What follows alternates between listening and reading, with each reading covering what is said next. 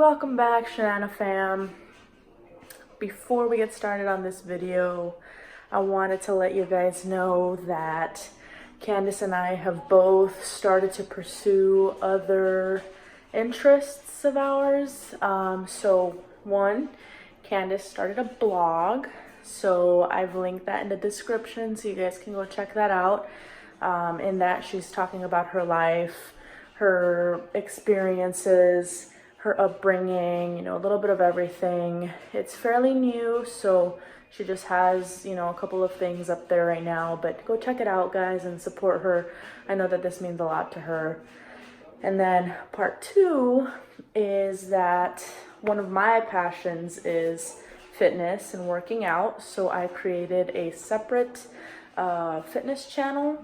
I've also linked that in the description so you guys can check that out. And the whole idea for that channel is just to share my workouts and hopefully inspire some of you. So go check those out, guys.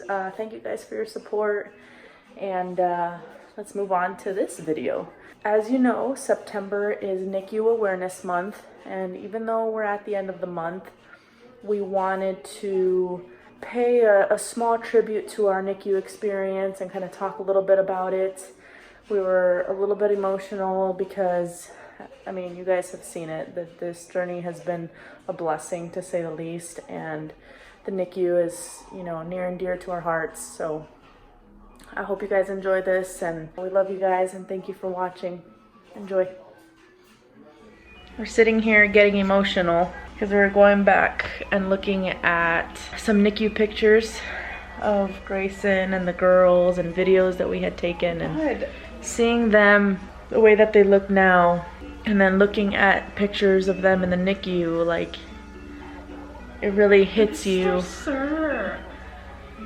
It really hits us, and it hits home because they've come such a long way. Pause on the seriousness really quick. This guy can smell tears.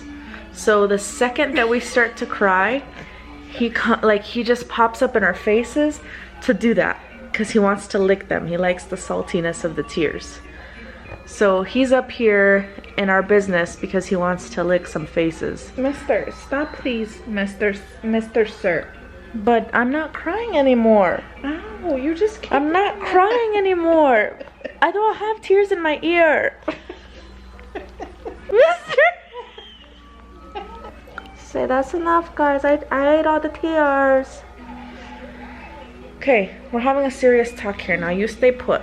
Anyway, it just brings us tears of happiness to see how far they've come now, and they don't look so frail and skinny and sad. Like, you see like bags under their eyes, and you know, for those of you that have kids in the NICU now, you don't see that when you have your kids in the NICU. You don't see. Yeah. You're just, you know, happy to have them. You're happy to that they're alive, and you're happy that they're getting better and making progress, getting through one obstacle after another, and at some point when you see your babies thriving like this, you're gonna look back and just be amazed at everything that you went through during those days and everything that they went through. And we're just so thankful for every single body in that NICU, all the doctors and the nurses and the cuddlers and the management staff, like every single person there that helped us get through this crazy time. Our family, our friends, each other. It's crazy because before having our babies, the NICU didn't really mean much to me. I didn't understand the impact of having babies in the NICU. I actually have a cousin who had a little girl about 2 months, 3 months early. Both of her kids were in the NICU. Yep, very early, and to me that just meant the babies came early, but I didn't understand the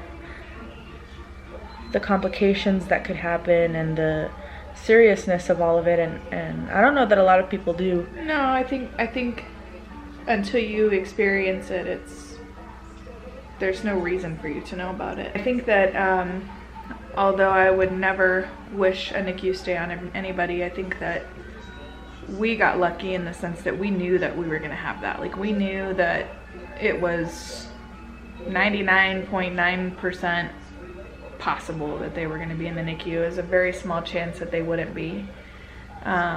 So we got to sort of prepare ourselves, but I don't know that you can ever really prepare for that. And I think that even still, like, we got really lucky in that the only reason that these babies were in the NICU was because they were little.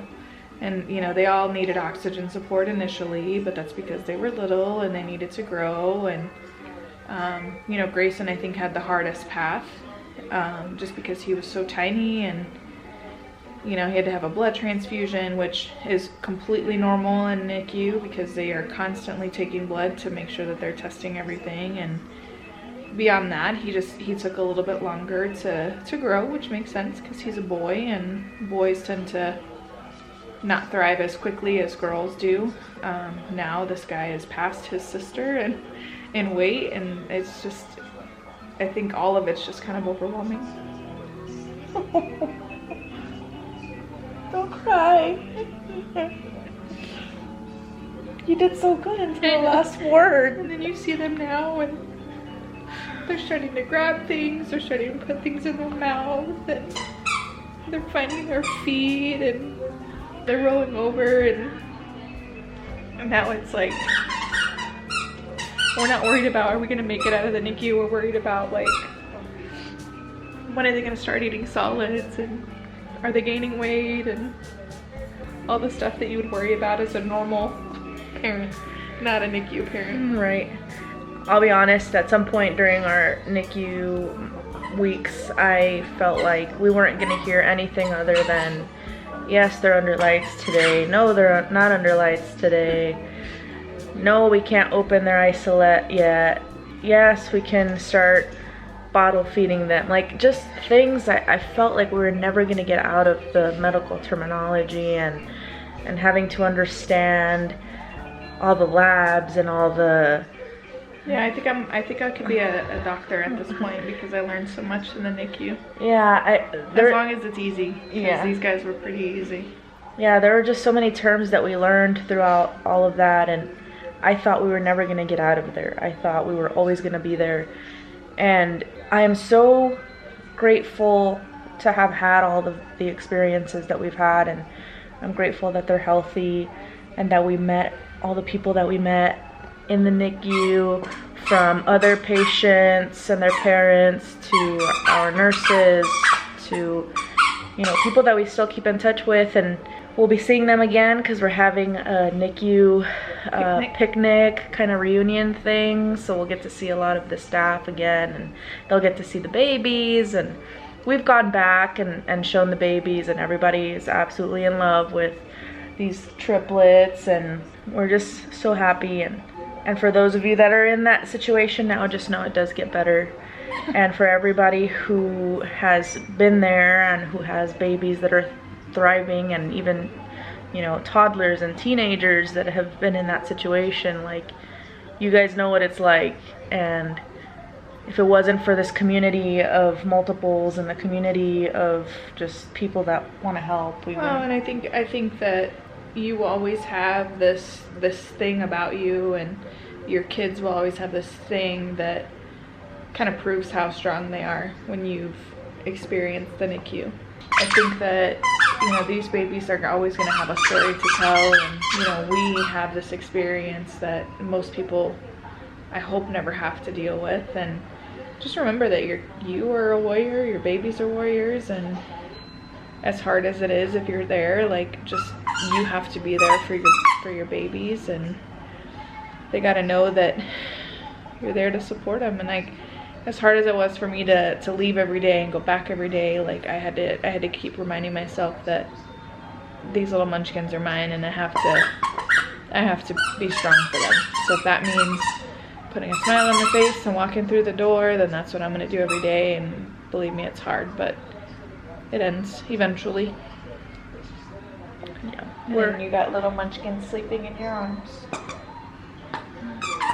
Yeah, they're just, she's not sleeping. She's like sleeping, and then she wakes up. She like passes out, and then she wakes up. we wanted to make this video as part of NICU Awareness Month. It's almost over, so we wanted to make sure that we posted something about it. And I hope you guys enjoy the little bit of stuff that we've shared, and these videos and these pictures that we're sharing with you. Yeah, and I'd say if anybody out there is going to be dealing with a NICU or is dealing with the NICU or anything like that, and you have questions or you just want to talk or anything like that, like, please find us on social media or comment below with your email address, or email us. Our email address is in the description, and we'd love to share any experience or advice or anything we can. You know, I was lucky enough to meet another mom that my doctor delivered shortly after me, and her little boy was in a NICU for like 107 days or 108 days, and I'd keep checking in on her. And I think for me, it was a way for me to kind of offer advice and just kind of let her know I was there, and I'm sure she felt grateful for it. She had a lot of support, luckily, but you know, every time I check on her, she'd tell me how much she appreciated it, and it's just nice to have people that share in your... It's nice to have people that kind of understand, and unfortunately when you have a child in the NICU, not very many people understand it because they've never dealt with it. So what is extreme and massive to you doesn't seem like a big deal to other people, and so it's nice to have people that understand. So. And if you are also a parent of multiples, or you're gonna be, or whatever the case is, there are a ton of Facebook groups that you can be a part of. That has been, from my perspective, one of the biggest things for her in talking about, even when she was pregnant, you know, some of their symptoms and some of the things that she dealt with. She would ask other women and other people and other families, and everybody's so willing to help, and everybody has their own experience, but sometimes you find these common things and it gives you a sense of relief because other people are dealing with it too. And then after you have the babies and you have questions about what they should and shouldn't be doing, and tips and tricks and all of that, like, those communities are amazing. So go find them on Facebook. If you can't and you need help, let us know and we'll point you to the ones that we're a part of, because we're super thankful for everybody in those groups. Yes, and I think before we show you all these videos and pictures, we had 2 primary nurses that were assigned to our babies majority of the time that we were there. Melanie and Janine, we absolutely love you girls. Can't wait to see you soon. Mm-hmm. And then I mean, countless staff members. I don't even know that I can name everybody. There's so many people that just were a part of our life while we were there, that are going to be lifelong people that we will always keep in touch with, and just know that we have the support of, and you know, that we're always going to be here for them because they've just done so much for us and our babies. So we thank everybody at the hospital that helped both deliver and care for our babies. We plan on continuing. We've donated all of the babies' preemie clothes and a bunch of receiving blankets and stuff to the NICU because they're constantly in need of that stuff. So anything we end up not using, like bouncers or swings or anything like that, is going to go to the NICU, because for us that's stuff that they helped us in so many ways, and we want to just continue to give back because we're forever indebted to them. Yep, financially too. Indebted, is that the right word? Indebted? I don't know. In debt to them. In debt.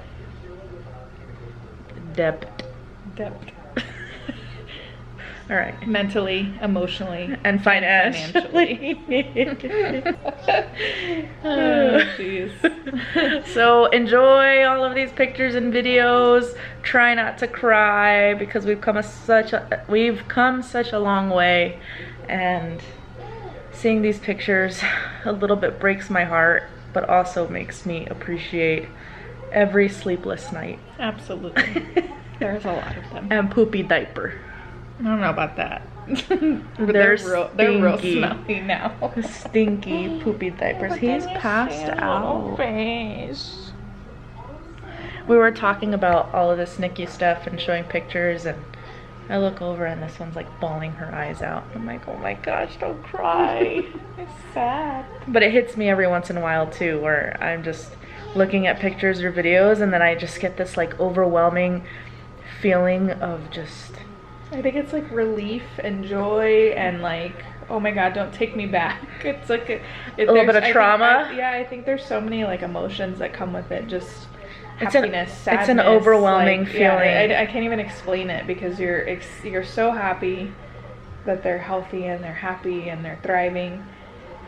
And then you're just like, oh my god, I can't believe that they had to deal with that, or we had to deal with that. That we were even in that position. And then you see like the feeding tubes in their noses and the oxygen and the lights on them. Lights and all of the I don't know. It's an overwhelming feeling. Yeah.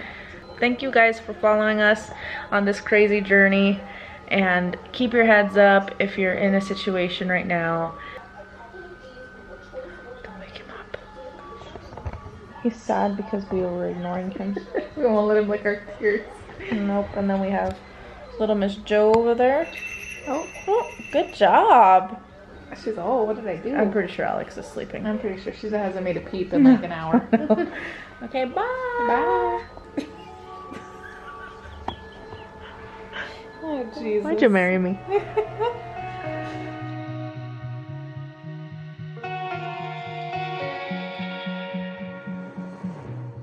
Whoa, oh, oh, whoa, oh, oh, I can't live without you. Whoa, oh, oh, whoa, oh, oh, I can't breathe without your